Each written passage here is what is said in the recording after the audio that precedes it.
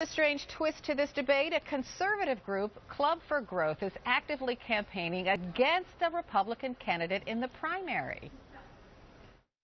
Trump wants us to think he's Mr. Tell It Like It Is, but and it's very liberal. He's really just playing us for chumps.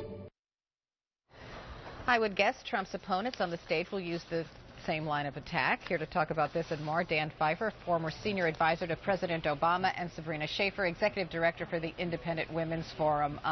Welcome to you both. I'm glad you're here.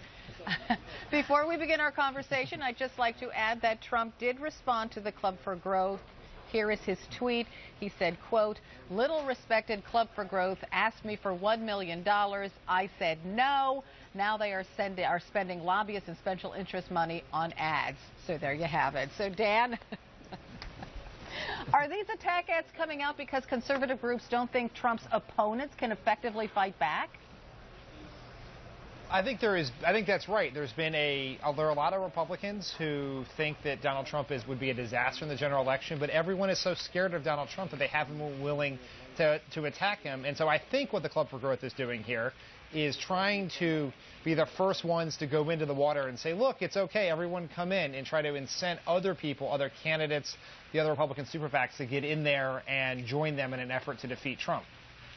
So, Sabrina, I would say that everyone is expecting Carly Fiorina to throw the hardest punch. So what should her strategy be? Well, I definitely think that Carly Fiorina's best strategy is going to be to keep the ball in play, right? She's elegant, she's eloquent, she's good at keeping that ball going back and forth over the net, and I think that's just where she wants to be. On the Club for Growth thing, I just want to mention that I think one area where they may be wrong is that I don't think voters like Trump because he's a Republican or because he's so-called conservative. I think there's something about him that seems more authentic, more real to people. I disagree, but I do think that that's what people are latching on to, and these kind of ads that talk about how he's a liberal might not actually have the effect they're intended to have. So they're on stage, Dan, should they not mention that?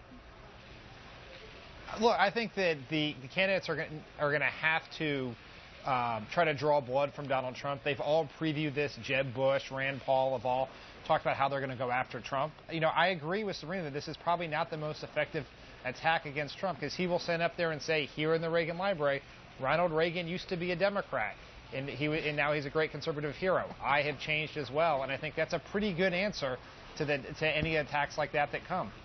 Okay, so Rand Paul's one of the candidates that says he is going to be aggressive, and actually his aggressiveness didn't quite fly the last time around. So what can he do? This is sort of walking a fine line, right? Because on one hand, he does need to differentiate himself from the other candidates up on the stage, but at the same time, and he has some good places where he can do that, on foreign policy, on intelligence gathering, but at the same time, he can't seem so angry. He has to seem more likable. He has to seem like someone that you can connect with on an emotional or personal level. That's where I think he's going to have some trouble.